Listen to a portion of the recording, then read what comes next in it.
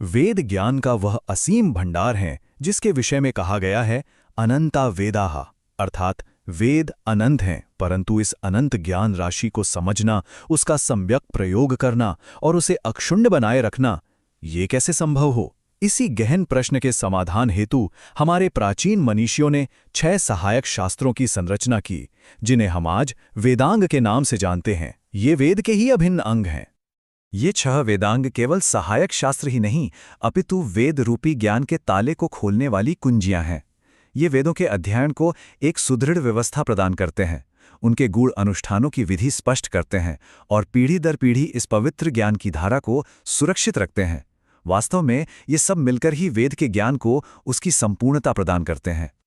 इस संपूर्ण ज्ञान परंपरा को सरलता से हृदयंगम कराने हेतु ऋषियों ने एक अद्भुत शास्त्रीय रूपक की कल्पना की, वेद पुरुष। ध्यान रहे, यह कोई भौतिक शरीर नहीं, अपितु ज्ञान का ही एक दिव्य और साकार स्वरूप है। जिस प्रकार एक स्वर्ण प्रतिमा का प्रत्येक अंग स्वर्ण से ही निर्मित होता है, ठीक उसी प्रकार इस वेद पुरुष का प्रत्येक अवयव स्वयं में एक संपूर्ण शास्त्र है। इस विग्रह में वेद स्वयं शरीर हैं और 6 वेदांग उनके सजीव अंग।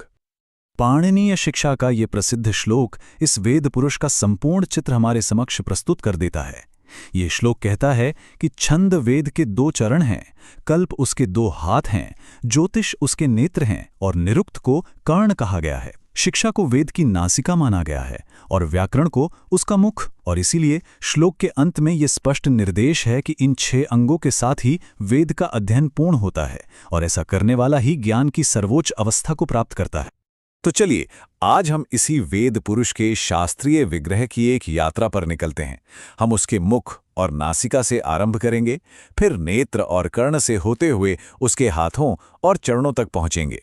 इस यात्रा में हम ये जानेंगे कि किस प्रकार ये 6 अंग मिलकर वेद के ज्ञान को एक संपूर्ण और जीवंत इकाई का स्वरूप प्रदान करते हैं। हमारी इस ज्ञान यात्रा का प्रथम पड़ाव है वेद पुरुष का मुख और नासिका। वे अंग जो वेद मंत्रों को ध्वनि एवं श्वास प्रदान करते हैं और उनके वाचिक स्वरूप का मूल आधार हैं। वेद पुरुष की नासिका है शिक्षा शास्त्र, जिसे हम उच्चारण विज्ञान कह सकते हैं। इसका एकमात्र प्रयोजन यह सुनिश्चित करना है कि प्रत्येक वैदिक मंत्र का उच्चारण पूर्णतया शुद्ध और त्रुटिहीन हो। प्रत्येक वर्ण, प्रत्येक स्वर, प्रत्येक मात्रा, सब कुछ यथार्थ होना चाहिए। सायणाचार्य के शब्दों में जहां वर्ण और स्वर के उच्चारण की विधि सिखाई जाए, वही शिक्षा है। यही शास्त्र मंत्रों को उनका वास्तविक सामर्थ्य प्रदान करता है। तो यहाँ एक स्वाभाविक प्रश्न उठता है, यदि शुद्ध उच्चारण के लिए शिक्षा शास्त्र है, तो फिर व्याकरण की क्या आवश्यकता हुई? शब्दों की प्रकृति और उनके अर्थ को समझने के लिए एक भिन्न शास्त्र की रचना क्यों की गई? इसका उत्तर है व्याकरण, जो वेद पुरुष का मुख है। जिस प्रकार मुख वाणी को आकार और स्वरूप देता है, उसी प्रकार व्याकरण शब्दों को साधता है, उन्हें अनुशासित करता है। इसका मुख्य उद्देश्य है वेदों की रक्षा करना, शब्दों के अर्थ में किसी भी प्रकार का संशय न रहने देना और ज्ञान को सुगम बनाना। संक्षेप में कहें तो व्याकरण ही वह विज्ञान है जो ध्वनि को सार्थक शब्दों और वाक्यों में परिणत करता है। मुख और नासिका के पश्चात अब चलते हैं ज्ञानेंद्रियों की ओर। वेद पुरुष के नेत्र जो ब्रह्मांड की गति को देखते हैं और उसके कर्ण जो शब्दों के गहन मूल अर्थों का श्रवण करते हैं। वेद पुरुष के नेत्र हैं ज्योतिष शास्त्र, जो हमें कालचक्र को देखने की दिव्य दृष्टि प्रदान करता है। ये समय का विज्ञान है। इसका मुख्य कार्य था वैदिक यज्ञों और अनुष्ठानों के लिए शुभ मुहूर्त अर्थात सही समय का निर्धारण करना।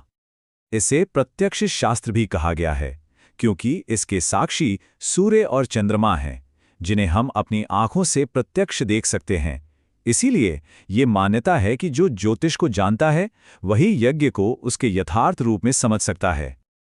और वेद पुरुष के कर्ण हैं निरुक्त। ये शब्दों के मूल अर्थ को सुनने और समझने का विज्ञान है, अर्थात निर्वचन शास्त्र। वेदों में ऐसे अनेक शब्द हैं जिनका प्रचलित अर्थ समय के साथ गूढ़ या अपरिचित हो गया। निरुक्त उन शब्दों को उनकी धातु यानी उनकी मूल जड़ तक ले जाकर उनके वास्तविक निगूढ़ अर्थ को उजागर करता है। यह शास्त्र हमें शब्दों के बाह्य आवरण के परे जाकर उनके मर्म को सुनने की शक्ति देता है। ज्ञानेंद्रियों के पश्चात अब हम कर्मेंद्रियों की ओर बढ़ते हैं। वेद पुरुष के हाथ जो ज्ञान को क्रियान्वित करते हैं, उसे कर्म का रूप देते हैं। कल्पशास्त्र वेद पुरुष के हाथ हैं। जिस प्रकार हाथ किसी भी कार्य को करने के लिए अनिवार्य हैं, ठीक उसी प्रकार कल्पशास्त्र वैदिक ज्ञान को व्यवहार में लाने की विधि बताता है। यह एक प्रयोग शास्त्र है जो अत्यंत क्रमबद्ध रूप से यह निर्देशित करता है कि कौन सा यज्ञ या अनुष्ठान किस प्रकार, किन मंत्रों और किन सामग्रियों के साथ संपन्न किया जाएगा। सरल शब्दों में कहें तो यह ज्ञान को क्रिया में रूपांतरित करने की संपूर्ण निर्देशिका है। कल्प सूत्रों का विस्तार जीवन के प्रत्येक क्षेत्र तक है। श्रोत सूत्र बड़े बड़े सार्वजनिक यज्ञों की विधियों का वर्णन करते हैं। गृह सूत्र जन्म से लेकर मृत्यु तक के समस्त घरेलू संस्कारों का निर्देशन करते हैं। धर्म सूत्र सामाजिक एवं नैतिक नियमों की व्याख्या करते हैं कि समाज में एक व्यक्ति का आचरण कैसा होना चाहिए। और अंत में शुर्भ सूत्र, जो भारतीय ज्यामिति की आधारशिला माने जाते हैं, यज्ञ वेदिकाओं के निर्माण की यथार्थ गणितीय विधि सिखाते हैं। और अब हम अपनी यात्रा में वेद पुरुष के आधार तक पहुंचते हैं, उसके चरण जो उसे स्थिरता, गति और एक दिव्य लय प्रदान करते हैं। वेद पुरुष के चरण है छंद। जैसे पैरों के बिना चलना संभव नहीं, वैसे ही छंद के बिना वेद मंत्रों में प्रवाह और गति नहीं आ सकती।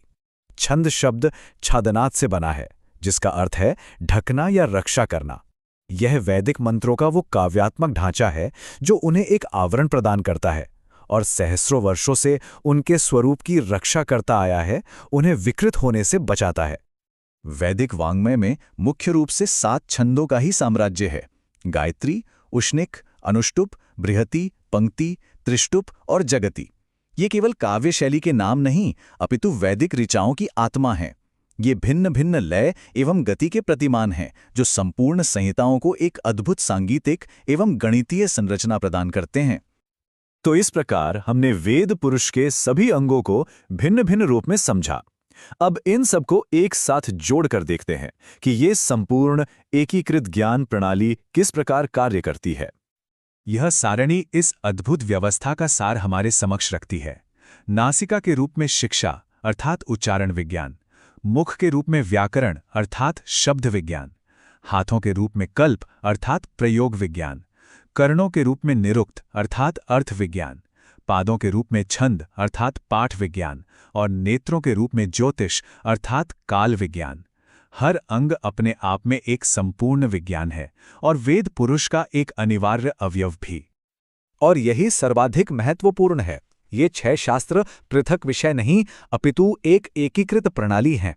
ध्वनि, शब्द, कर्म, अर्थ, लय और समय, ये सब मिलकर ही वेद के ज्ञान शरीर को प्राणवान बनाते हैं। इनमें से किसी एक के भी अभाव में वेद ज्ञान अधूरा है। इसीलिए ऋषियों ने बार बार कहा है कि वेद का अध्ययन उसके 6 अंगों के साथ ही करना सार्थक है। और अंत में यही एक विचारणीय प्रश्न शेष रहता है: जिस प्रकार अंगों के बिना शरीर अपूर्ण और अक्रियाशील हो जाता है, क्या उसी प्रकार इन 6 वेदांगों के ज्ञान के बिना वेद पुरुष के संपूर्ण स्वरूप का, उसके वास्तविक मर्म का अनुभव और ज्ञान वास्तव में संभव है?